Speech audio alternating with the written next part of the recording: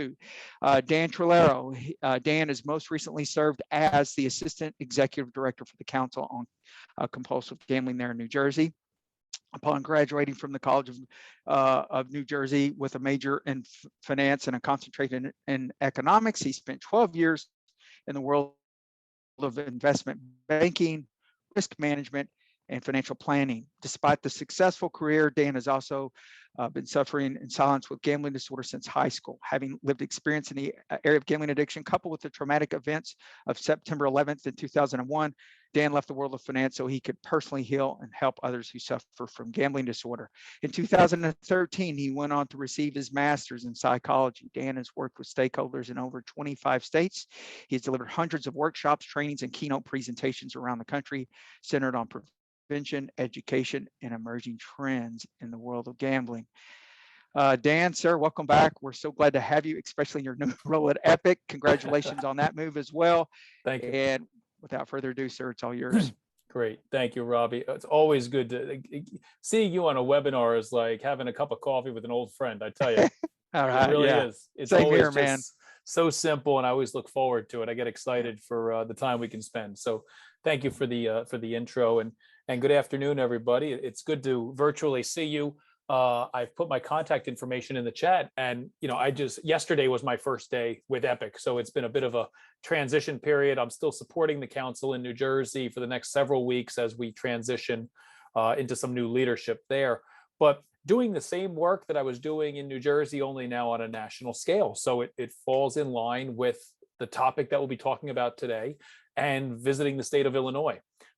You heard in the bio that, I do have lived experience. I gambled for years, got away from it, and then returned to it after September 11th. And one of the things that I would always do besides gambling was I was always interested in the stock market, investing at an early age, buying mutual funds, buying stocks that I used on a daily basis, companies like Procter and Gamble, or even today Starbucks. If you go to Starbucks every day, you buy stock in what you know and what you use. But I also found myself tending to be infatuated with the world of online and day trading. And I never really drew much of a connection between the two of them until I started recovery and the journey of recovery from gambling addiction. My last bet was February 11th of 2010. And since that time, I quickly realized there's a lot of similarities in how I was processing day trading and how I was treating it, how I was thinking about it, how it excited me, how my brain would get activated. And I said, wow, this really feels like gambling. So I developed a workshop, I guess, a few years ago, and started noodling through it a bit more to really say, we really need to be educating our clients, educating clinicians, stakeholders on the similarities and the possible concern about day trading and gambling, especially since COVID, when we really saw an increase in the number of new accounts being opened, the amount of news stories coming out in the world of Robinhood and the cryptocurrencies. James Syfax is a friend and a wonderful presenter. You're going to learn a lot in the world of crypto when he presents. I had the privilege of presenting with him at a conference in March, virtually in Washington State.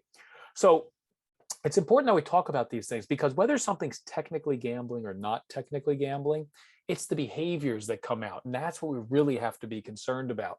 So we'll spend the next 40 to 45 minutes talking about the similarities and differences between day trading and gambling, maybe giving you a fresh or a unique perspective. Please utilize the chat. We'll have time at the end for some Q&A. There'll be some polling questions launched along the way. So we have a small intimate group, so feel free to definitely utilize the chat. I'm glad you're here today, and let's get started. So I want to start with a video to help get us in the right frame of thinking. And this is about the overall concept of rapid reinforcement and brain activation. This came from the British Broadcasting Corporation. Take a look at this video, because this really lays the foundation for what we see in all things related to internet, whether it's internet gambling, day trading, just that rapid reinforcement. So take a look at this video for the next, 3.5 minutes.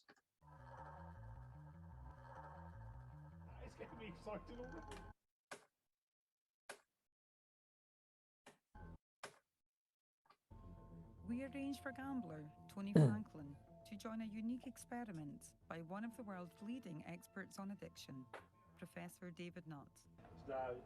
Gambling addiction is not a failure of will. It is a brain disorder which is preyed upon by the gambling industry. Honestly, I can feel my heartbeat just rising, just looking at the damn thing. Once you become addicted, it's very, very hard to stop because you've changed your brain. Addiction is a brain that has changed to become entrained to the desires of the gambling. So we're going to start the roulette task, Tony. This will be the first time anyone plays something similar to a fixed odds betting terminal from inside an MRI scanner.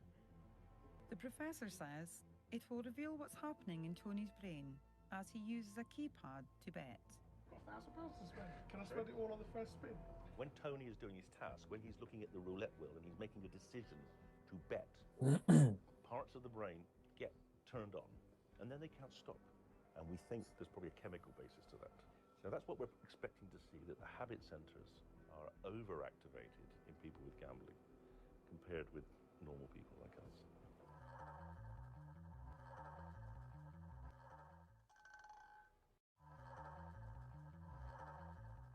The brain's not very active. Maybe a little bit here, he's thinking at the, what shall I do? But it's pretty calm. Contrast that with what happens in the next one.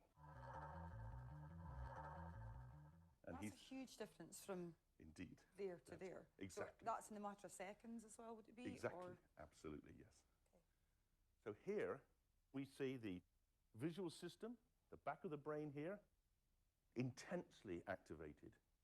He's watching really closely. He wants that ball bearing to come down on his color. And now we look at the emotional regions. And these are different regions activated. This is the anterior cingulate cortex. This is the insular. And these are the two areas of the brain which make sense of emotions. They may generate the emotion he's feeling of excitement. Will I win? Won't I win? And here we see a very similar picture. In fact, the only real difference between winning and anticipating is this area here. And this is an area where I think we see the sense of satisfaction. Yeah, I've won. That's good. Register that. Start again. But overall, winning and waiting to see if you've won, the anticipation, they're both pretty much the same. And that's a really key point about gambling. It's not just the winning that counts. It's the taking part. And the taking part repeatedly when you don't win is as activating to a gambler as the winning. When you're sitting in a fixed odd terminal, you're getting this every 20 seconds. Yeah. So you can have hundreds of them. And so that process can become, in the end, it becomes kind of habitual. It becomes addictive. It's not just the winning that counts. And I think for those of you that have been in previous trainings, that's a video I love to show. I watch it every time because I cannot absorb it enough to really reinforce it's not just the winning that matters. It's the taking part and then taking part repeatedly when you're getting reinforced every 3 seconds, 5 seconds. It feels good, right? Okay, register that, go on to the next one. But whether you win or don't win, it doesn't matter as long as you keep taking part of it. And it's that reinforcement. There's a quote that I've heard and I've used in the past: neurons that fire together get wired together. And so when we're talking about rapid reinforcement and not the delay of gratification, but immediate gratification with that rapid reinforcement, it can start to produce a habit, right? It's something that feels good. It's something that becomes a habit in a person's life.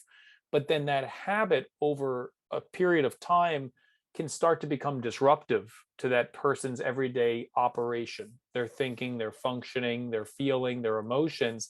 That's when it can start to become problematic, developing in an addiction or a disorder. So we can see the continuum and we can see how it can start from something as simple as, let me just do this thing, and every 5 seconds I'm partaking in this event. So I think what's important for today is to realize that with day trading, we're generally talking about this world of stock market investment, decision making, reinforcement online, okay, electronically, And depending on the type of transactions a person's partaking in, you could have that rapid reinforcement or that rapid decision-making process. So you're participating in it on a somewhat continuous basis. It's no longer a discontinuous form of investing, it's a continuous form of investing. And what we tend to see is that the more continuous an activity is, the higher likelihood a person is to develop or incorporate that into their everyday habitual lifestyle. So that's what I really like to use that video for, is to kind of look and see how the brain plays a role in a lot of this. As we take a look at some legal perspectives, let's understand that when we're talking about gambling and day trading, right, we're talking about two different things technically and legally. Gambling is prohibited, generally speaking, unless it's legalized and regulated, whereas investing in the market is largely legal. It's not prohibited, you can do it. So one of them is expressly prohibited, the other one is expressly legal, right? Gambling becomes legal when it's regulated, authorized, legislated in the state in which you can conduct the gambling. So you start from a very different standpoint. You also have to be 18 and older to gamble in the United States on lottery tickets, generally speaking. Some states vary with the ages. Generally 21 or older for other forms of gambling.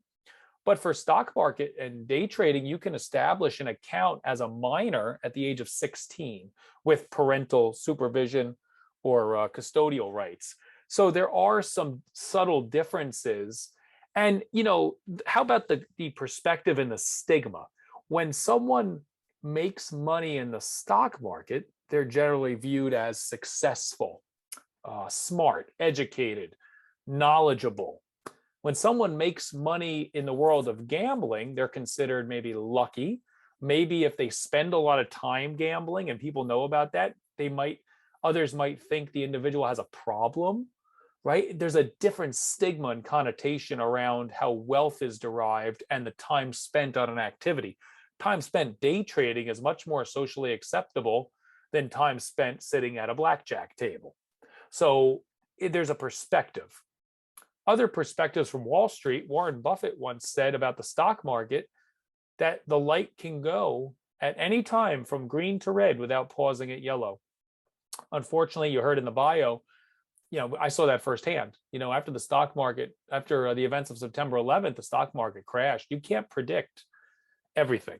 There's risks in life. We have risks every day in life. We can't predict them. We have these unforeseen circumstances and risks that occur that you can't plan for. We could sit there and wake up today and say the stock market should have a good day, but then the drop of a dime, everything changes. So it's something that we have to be very aware of, that there's risk in everything that we do. And especially for the stock market, when someone tells you that they have a guarantee, you know, this thing is a sure bet, it's a sure good investment. There's no such thing. The only such thing is what? Death and taxes, right? That's what they always say. I have a quick little video I want to show you about Warren Buffett and his view on gambling and stocks. I'm going to pause it at one point where he starts to go a little bit off the rails with some direction, but I want you to get a feeling. He starts talking about similarities between the stock market and gambling from one of the wealthiest and longest tenured investors on Wall Street. As we all know, gives an analogy, he really loved to gamble, and Buffett even conducted experiment with a slot machine that for his children. Appreciate thumbs up, let's into it, enjoy the video. There we go. Desire of people to gamble, and they gamble in stocks incidentally too. Day trading, I would say, very often came very close to gambling as defined. But people like to gamble. You know, I mean, it's if the Super Bowl is on, or even, well, better yet, if a terribly boring football game is on, but you don't have anything to do, and you're sitting there with somebody else, you're probably going to enjoy the game more if you bet a few bucks on it one way or the other. As you know, I mean, we insure hurricanes, so I watch the Weather Channel, but it can be exciting. But people, the human propensity to gamble is huge. Now, when it was legalized only pretty much in Nevada, you had to go to some distance or break some laws to do any serious gambling. But as the states learned to, what a great source of revenue it was, they gradually made it easier and easier and easier for people to gamble. And believe me, the easier it's made, the more people will gamble. I mean, when I was, my children are here, and 40 years ago, I bought a slot machine and I put it up on our third floor. And I could give my kids any allowance they wanted as long as it was in dimes. I mean, I had it all back by nightfall. I thought it would be a good lesson for them. And now they weren't going to Las Vegas to do it, but believe me, when it was on the third floor, they could find it. And my payout ratio was terrible too, but that's the kind of father I was. So I share that a little bit humorous, but also he did say something in there that, when you look at the propensity to gamble, right? Gambling is socially acceptable. It's been around for a long time. And people taking risks. He makes a good point that if you're watching a game and it's a boring game, it gets a little more exciting when you have something to wager on. So historically, when we take a look at the stock market and day trading, we could point back to some really big days where there was a lot of loss. And how does that tie in with gambling? Well, in my previous role with 800 Gambler, as assistant director, I have the privilege of tracking helpline calls on a monthly basis. And, Robbie and I talked, when you're owning or operating a helpline and you have data and reporting, it's very important to understand where the calls come from, how many calls are coming in, what are they in reference to, what's the demographics of the people who call, what are the issues. And when I look back to the 800 Gambler helpline, prior to 1987, stock market trading related phone calls represented about 2% of all calls coming into the helpline, because people didn't see stock market and gambling as a reason to call, right? I don't have a problem. The stock market's generally on the upswing now. So why do I don't have a problem with it if I'm not losing money? In the weeks that followed Black Monday, October 19th, 1987, those people calling our helpline, where the stock market was their primary problem, represented 44% of total helpline calls. And it's amazing at that point, when people lost their money, it really almost screams to the fact that they were speculating in the market. And when the market tanked and dropped so drastically, the first thing they thought of was, I just lost a lot of money doing something where I was just taking a guess. There was risk involved. I lost. It feels like gambling. I don't know who else to call. I'm calling 800 Gambler.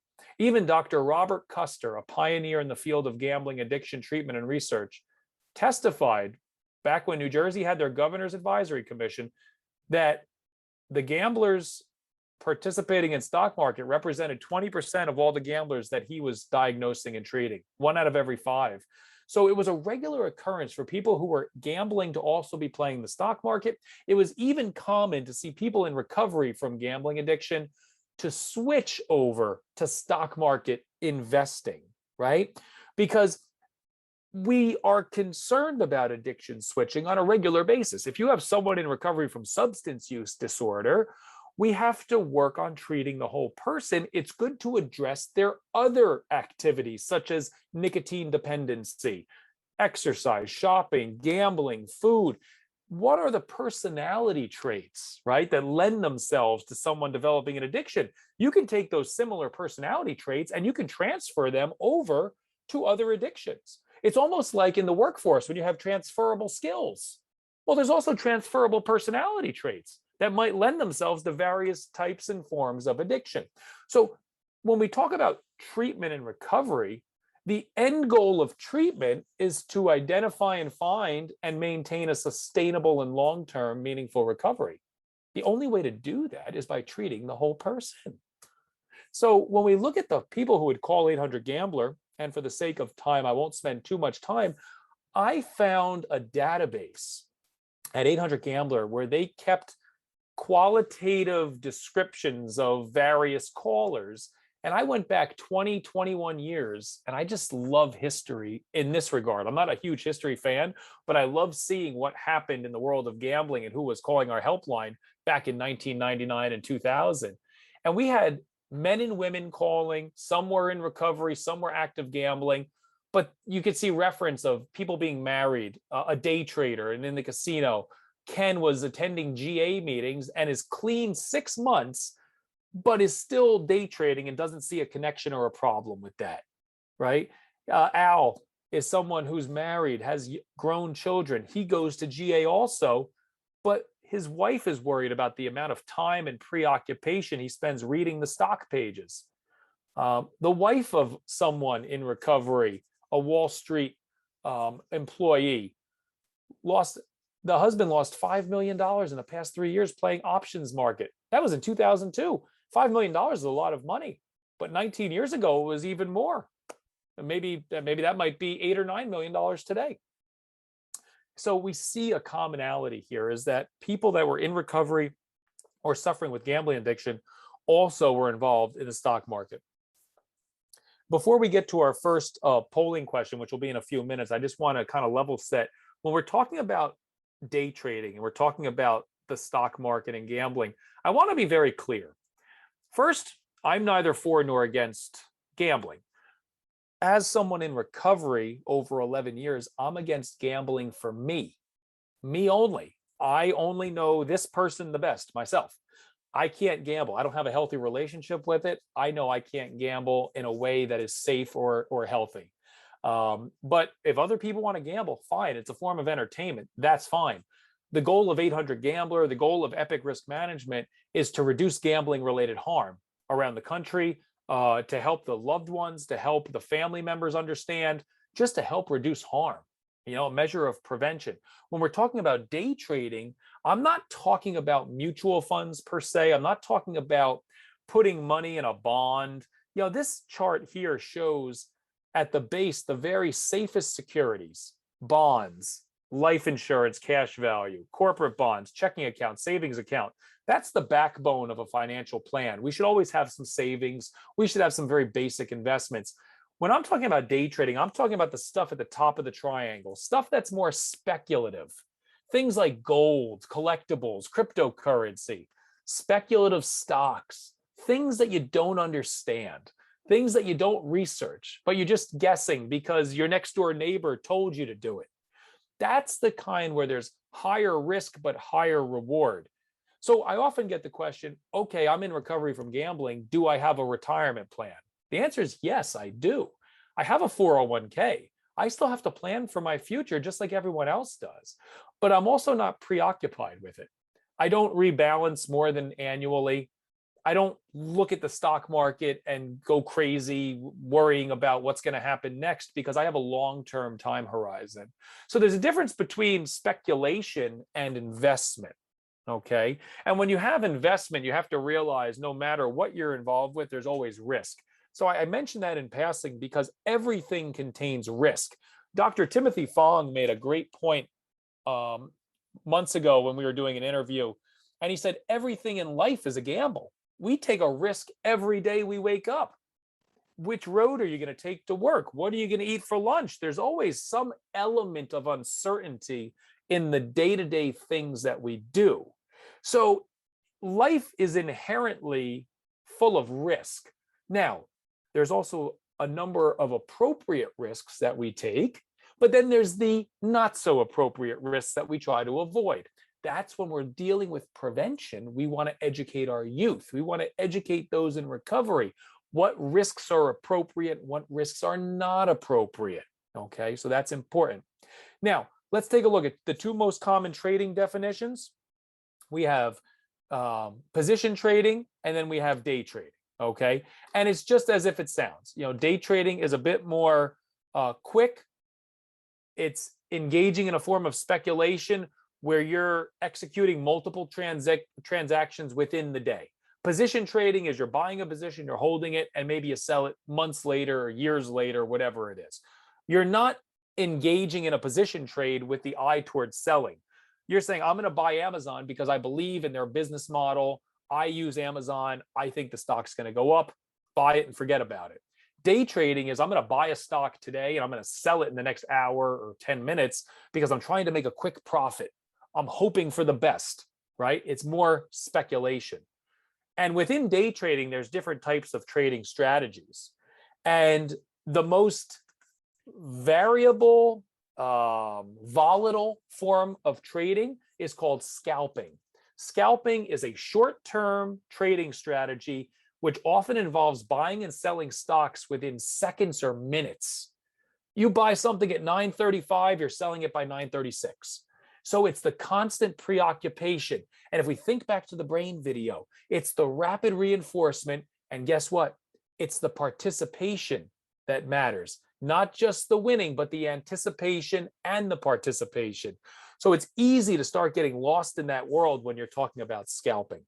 Robbie, let's take a look at that first polling question, if you'd be so kind to put it up. You bet. Let's get it. Let me pull it up here and I will launch it now. Okay. Which is the trading strategy that is often short-term in nature and involves trading within seconds or minutes? Dan just said it. Is it A, scalping? Is it B, swing trading? Is it C, position trading? Or is it D, all of these? Which of the trading strategies that Dan just discussed is often short-term in nature and involves trades within seconds or minutes? Is it A, scalping? Is it B, swing trading? Is it C, position trading? Or is it D, none of the above? All right. Okay, T-minus 5 seconds.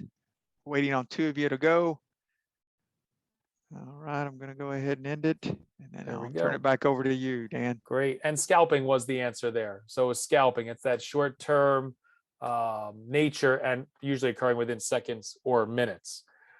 But let's take a look at why. Why are we talking about day trading? Why is this something that we need to explore? Because since COVID, when we saw the world of sports being shut down, we recognized people were transitioning out of their gambling related accounts in the state of New Jersey and in other states around the country where internet gambling was legal, and they needed something else to do. So they couldn't bet on sports. So they were doing casino-based trading online, but they were also opening up Robinhood accounts. They were opening up Fidelity brokerage accounts, E-Trade, Ameritrade, Schwab, you name it. There was possibility of buying AMC Group. There was possibility of buying Bitcoin, Ethereum, Dogecoin, right? Cryptocurrencies. Fast money, the get rich quick. I don't want to miss out. Like that FOMO principle was so loud. And let's be honest, during COVID, I mean, we were shut down. We were physically isolated. We still had social connection from technology. So when more people are spending more time in front of their smartphones, their tablets, online, you're consuming news, consuming media, you say, okay, I have more time on my hands and everyone else is doing it. So why don't I try to do this? So technology plays a role in keeping people connected and also sharing ideas and thoughts and newfound concepts. And the world of cryptocurrency and day trading kind of blew up during this whole time of COVID. And the main motivations are action and escape. When the world of gambling, day trading, drugs, alcohol, it's always about action or escape. I'm either looking for a rush and a high, or I'm looking to escape a problem that I'm scared of. I'm looking to escape a world that I don't understand. I'm looking to escape uncertainty. I'm going to do something that's new or something that's comfortable, something to help me get out of this negative mood state that I'm in. And I think a lot of us during COVID found ourselves unintentionally in a prolonged state, a prolonged negative mood state.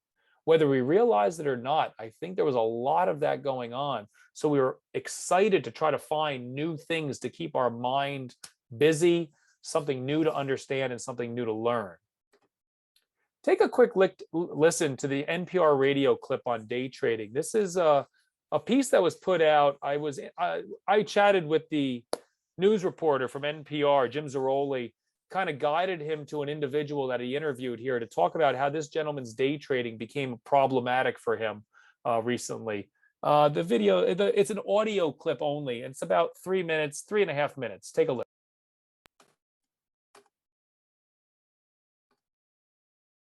All right, so Let me get myself right again. Sorry about that.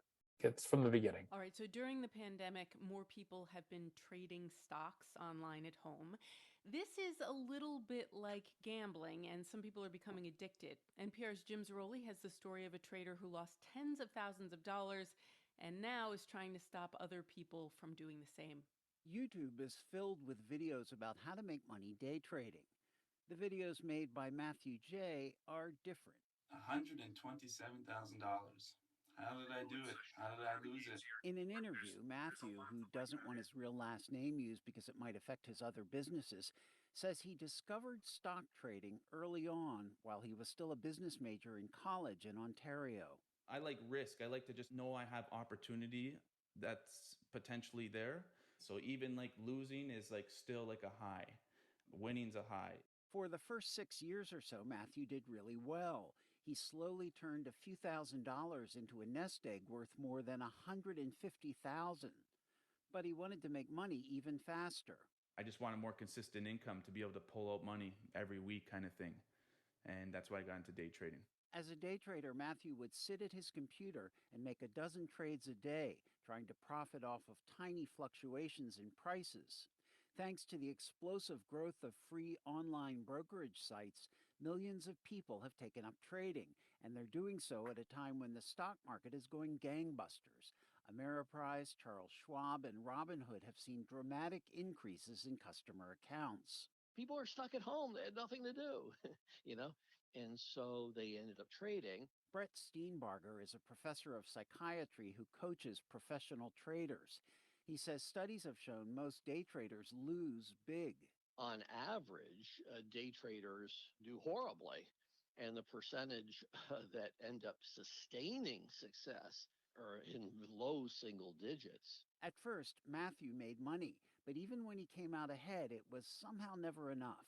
And I found whenever I hit that new high point, I'm happy for a day or two, but then I'm upset that I'm not at the next level. So it was a constant battle of never being completely satisfied, really. And Matthew came to hate the isolation of day trading, sitting alone and staring into a computer screen for hours at a time.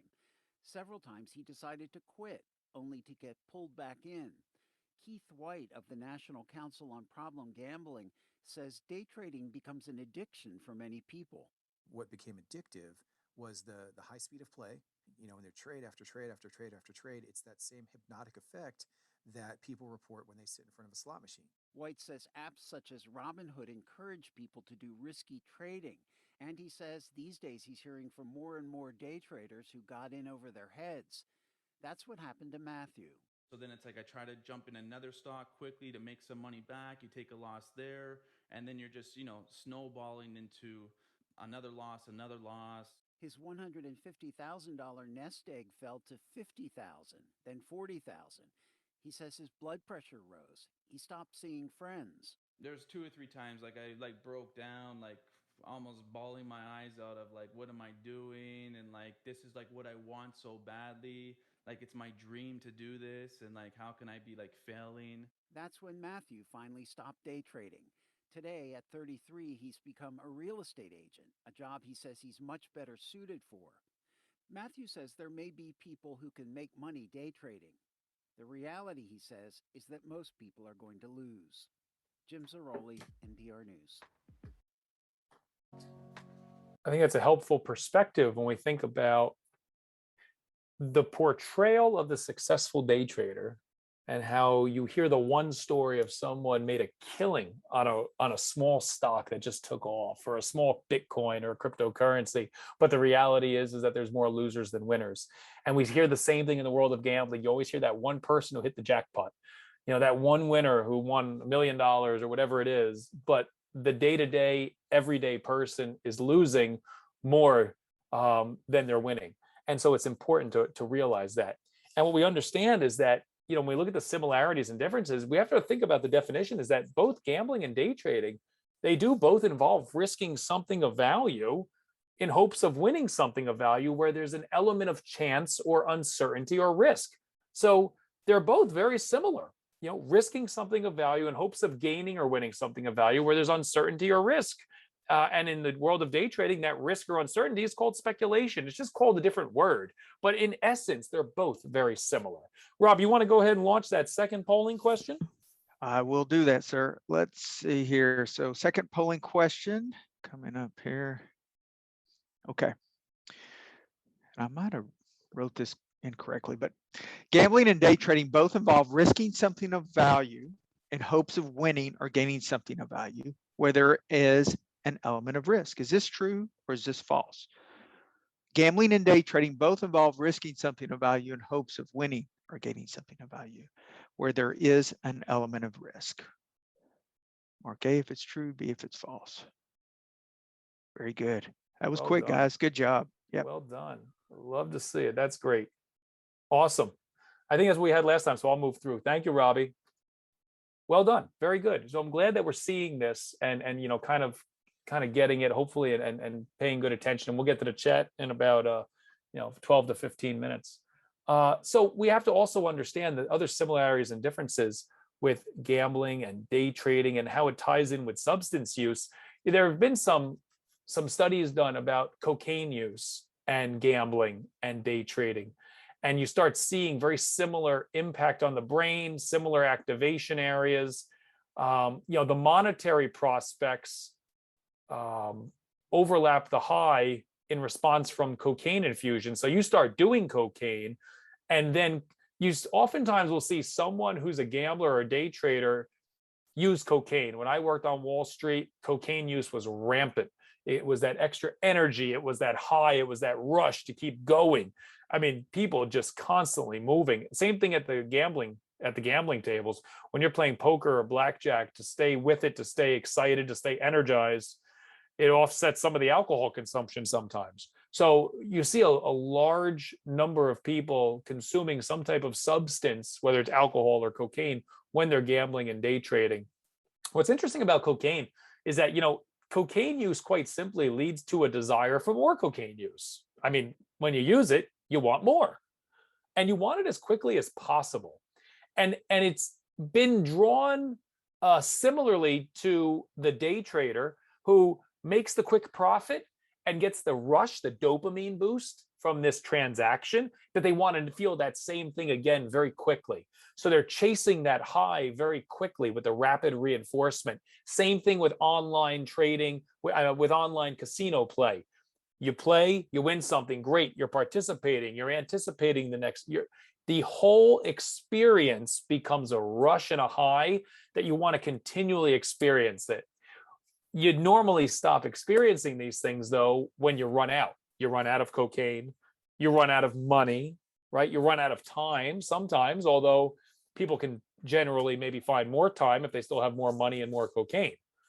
But it's when you run out is when typically your day comes to an end. That's how you know someone really has a problem, because when you play until your last dollar's gone, when you're out of your, I don't want to say when you're out of your drugs, because these are illicit drugs we're talking about, which should not be consumed anyway. But it's very rare to see someone start with some cocaine and then say, okay, I've had enough for today. I'm going to bring the rest of it home and use it another day. That doesn't happen as often as you might think. So we're usually using everything until it's all gone. And then I'll worry about the next day when I get there, right? Live for the moment. Day trading took off and gambling took off during COVID-19. I did talk about that before, so I'll quickly move through this slide. More apps, more opportunity, more marketing, and a lot of it has to do with that speed, the repetition, the blinking lights, the concept that fast money spends fast. I'm making a quick transaction on a day trade. Part of me thinks that this isn't my money that I'm playing with. I just made $100. The stock market went up. I was in the right position. I just made that money. I started the day with the money I had, and now I'm plus 100. If I lose this 100, I'm back to even. That sounds remarkably similar to the mindset and logic of a person who's starting to struggle with a gambling problem. I've made this money, but it's not really mine. It's the house's money. I've got my money still here. And you start seeing this pattern of behavior and thinking that can start leading to problematic use. Dr. Timothy Fong, who I referenced before, he's a clinical professor of psychiatry and co-director for UCLA Gambling Studies program, has looked at financial speculation, day trading, and gambling, and talked about the neural pathway getting reinforced and strengthened much quicker. Also talked about the impulses that are spurred on by short-term investments and financial speculation bear a lot of similarities to gambling disorders. We know that gambling, day trading is socially acceptable. Investing is socially acceptable, almost seen as a form of worship status. It's glamorous. You know, oh, you're so successful. Wow. And there's certain personality traits that do overlap. And they tend to be that gamblers and those who day trade both tend to be risk takers. They tend to be impulsive. They tend to be competitive. There tends to be some degree of emotional instability. And they also both tend to be sensation seeking. Robbie, if you go ahead and launch that last poll, we'll wrap up before we get to Q&A. Yep, let's do that. Okay, our last poll. Let me find it here. Okay. The personality traits that are most often associated with day trading and gambling are what? And there's just one of these. Is it A, sensation seeking? Is it B, risk taking? Is it C, impulsivity or being impulsive? Or is it D, all the above? Personalities that just spoke about that are most often associated with day trading and gambling are what? A, sensation seeking, B, risk taking, C, impulsive, or D, all the above. Okay, we got them all in. Thank you. It was D, all the above. You know, risk taking is one of them, but they are also sensation seeking and impulsive. Thank you, Robbie. So as we wrap up here, we want to understand that, you know, when we talk about day trading and gambling addiction, that in the world of gambling, there's responsible gambling strategies, right? So if you have someone who does gamble and is in recovery from substance use disorder, doesn't necessarily mean that they'll have a problem with their gambling, but you also want to make sure that they're doing it in a safe, healthy, responsible manner. That means they're setting limits.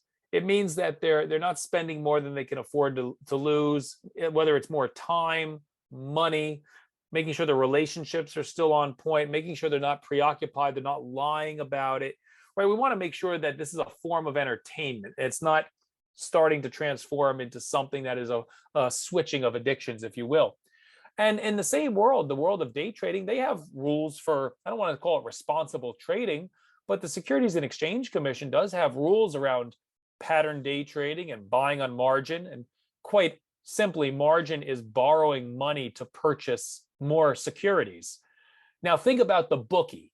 In the world of gambling, you're borrowing money to place a bet. If you lose, you owe that money back to the bookie. You're using money that you don't have. You're borrowing money to place a bet. In the world of investing, there's something called margin, where you can borrow money to purchase securities, but you're borrowing it against the value of your other stocks. So you post them as collateral, and then you can use some of that ability to borrow and to use to purchase additional stocks. Now, there are minimum equity requirements in the world of day trading and investing. So there are some safeguards that are in place. It's interesting that I think the gambling field could really learn from the investment field. And here's what I mean. I think it would be wise for operators, sportsbook, casino operators, to consider limits for a player based upon a more individualized or personal approach. So what does the bank account look like? What are the debts? What are the assets? What are the liabilities? How much credit should we extend this player versus another player who maybe has not one penny to their name, right? But they continue to gamble on a regular basis. Maybe we should set limits more at the client level as opposed to just a universal $5,000 deposit limit month over month. That may not work for everybody. I think TransUnion Gaming Services is doing a great job entering the United States market to try to work with operators to say, hey, let's create risk profiles of each player so that we can understand if there's someone who's more at risk to developing a gambling problem. Maybe a person has a mortgage, a car payment, a boat payment, kids in college. Maybe this person has a lot of liability and a lot of debt. Maybe they shouldn't be allowed to deposit so much money to gamble. Perhaps that's an area we need to explore more as we expand gambling across the nation. Just a thought, different ways to strategize. So as we wrap up here, I want to just really focus on the shortening reward schedule among various types of gaming and gambling. I think this is important. At the start of the session today, we talked about and showed the video of brain activation, of anticipation, participation, the winning, It's all connected. But a lot of it has to do with that rapid reinforcement, the immediate gratification. And we're seeing that not just in the world of gambling, but in many different areas. And take a look, I've highlighted 6 right here, where we used to have this delayed sense of gratification, which has now been replaced with immediate. Season-long fantasy sports contests have now changed and morphed into daily fantasy sports, where you can play every day. Draft a new team every day, try to win money every day. Traditional sports betting, you bet $10 on a team and you wait for the outcome 2 or 3 hours for the game to be finished. Now you have in-play sports wagering. You make a bet, and then 10 minutes into the game, you can close that bet out. Maybe you take a little bit of your profit early, and now you can make a bet on something else. You can just bet throughout a game. You don't have to wait for the game to be over anymore. You also used to have the nightly lottery or the weekly lottery. Now you have instant win, scratch off, even lottery games on your mobile device from Jackpocket and lotto.com. You can download tickets and scratch them off on your smartphone. There's so many different ways to receive immediate gratification. The brick and mortar casino is now internet.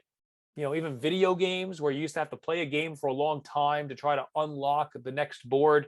Now you can buy a loot box or a prize crate and speed up your progression.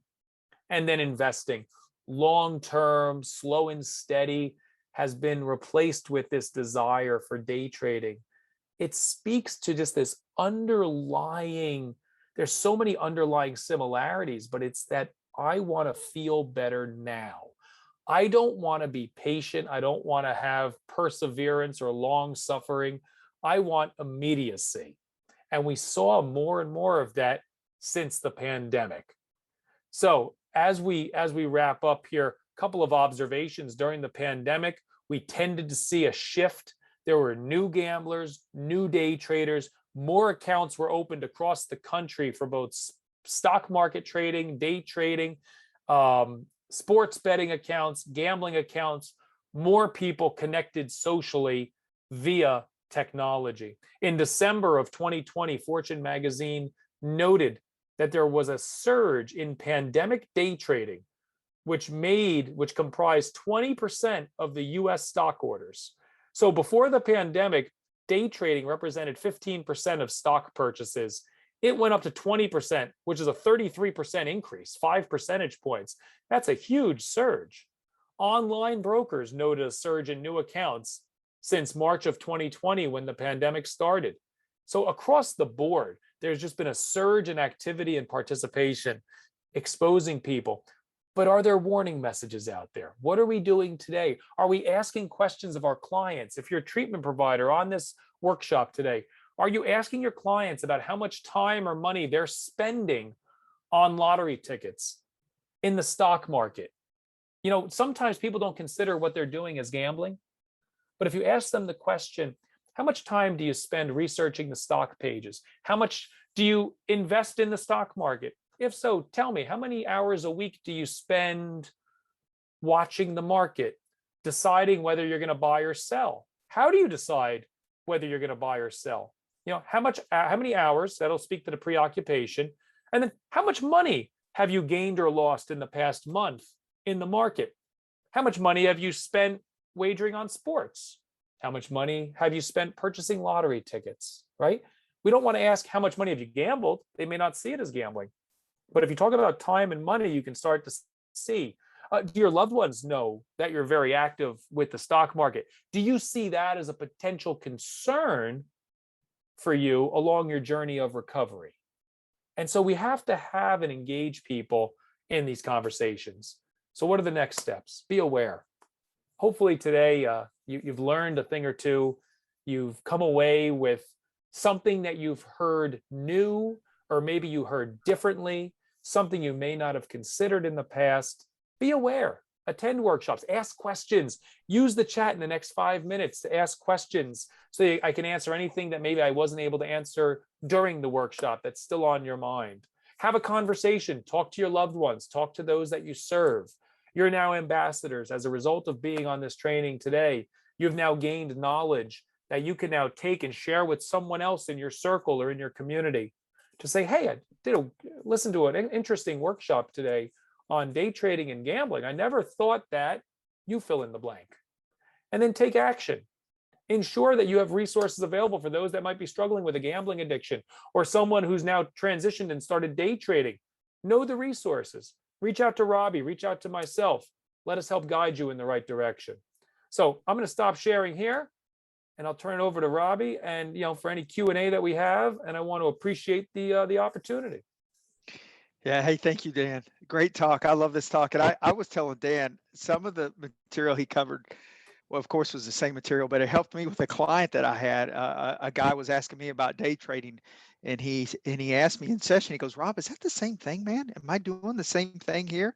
Well, let's explore that. Let's talk about that. And I talked to Dan about that, and you really gave me some insight to help this gentleman. So thank you. But I really love the talk, and as we're waiting on some questions here, and I really liked, just so you know, today, and I know you're aware of this, being formerly in this industry, the Chicago Board of Trade is right there, smack dab. A lot of commodity traders in downtown Chicago, I know, because our office at Morneau Chappelle LifeWorks was right down the street from the Chicago Board of Trade. But anyways, but it's everywhere, and it has those elements of risk on an event that's uncertain in the hopes of winning something larger. And I liked what you talked about with the, you spoke on too about risk and behavioral addiction and how that can play into, we risk everything all the time. You referenced Dr. Fong, but we had talked about that too. And I'd never thought of it that way, so things that I thought were really interesting. Yeah. It's interesting too, when the other similarity between the world of gambling as it expands and this day trading that really picked up steam, the marketing, right? Seeing the marketing between the two, where it almost looks harmless, it's fun. You have accounts like Stash, and you have these other accounts where you just round up your change, buy some stock, get your feet. And there is an element, it's good to teach our youth financial money matters, to get them saving for their future. But you have to do it around education. You can't just throw them in the pool and expect them to swim, right? We have to teach them. And I think in both cases, financial literacy is kind of the underlying theme, teaching people appropriate risks versus inappropriate risks, which I mentioned, and having that lens of prevention at an early age so that we can kind of navigate and steer. Yeah, very good. That's a good thought too, Dan. I hadn't thought of in prevention work. It's in a lot of in the workshops I talk about this. Allison talks about this too. It's not a risk-free activity. Who says that? A lot of folks in our industry says. I know Dr. Rugel says that a lot. This is not a risk-free activity, and what you're speaking of on what's appropriate risk and what's not appropriate risk. Very well put, man. I see a question here from Brian, and I appreciate this question. Is there any collaboration going on between the SEC, which is the Securities and Exchange Commission, and SAMHSA, which is the federal government site, which primarily focuses on substance use, or other human service bodies in this area? Thank you for the question, Brian. No, to my knowledge, there is not. Now, that speaks to one of the areas that I've been kind of tasked with as the Vice President of Prevention for Epic Risk Management, is that we have several different initiatives that we will be looking to drive forward. One of which is with a lot of the athletes around the country as one initiative. Another one is coming from the world of investment banking and seeing this connection. I have had some high-level conversations back when I was New Jersey Council Assistant ED with our Area 9 region SAMHSA representative, talking about why don't we talk about gambling more? You talk about substance use all the time, but if we're talking about addiction, and as gambling expands around the country, SAMHSA needs to do a better job of expanding into the world of gambling. Now, they put out a newsletter years ago. They did an 8-page newsletter on gambling disorder. That was great. But there has to be something where SAMHSA and the SEC comes together. We've also had conversations with the Financial Planning Board.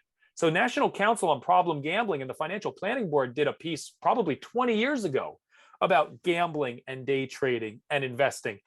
That's old though. So what are we doing today to now act in a preventative way? To date, as of now, as we sit here today, there's very little being done, but I would love to report back in several months to say, hey, we're starting to make some strides. So it's on the radar. Brian, thank you for the question. And you see the connection there. And that's one of the areas that I plan on attacking in my new role. Yeah, great question. Thank you, Brian. All right, Robbie. That might be it. That's good for the Dan, day. 2 o'clock, brother. yeah, we're right up to the hour. Thank you very much again, Dan. And from Illinois, we all wish you the best of luck. And I know you're going to rock it at Epic like you have how you did at the council in New Jersey. So, man, Thank good you. luck. And I look forward to continue to working with you. Likewise. Thank you for the talk today, man. I always learn from you. And thank you for sharing your knowledge with us today. Likewise. And thank you to everyone here in Illinois. Thank you for being a part of this workshop. And if I did say North Carolina by accident, I thought I may have caught myself one time if I referenced this as North Carolina. My apologies. It's Illinois. If I didn't, then disregard. You're fine, Dan. We work with both states, but again, appreciate you working with us here. Be Okay. well, all. Thanks, man. See Talk you soon. guys. All right. Bye-bye. Bye-bye.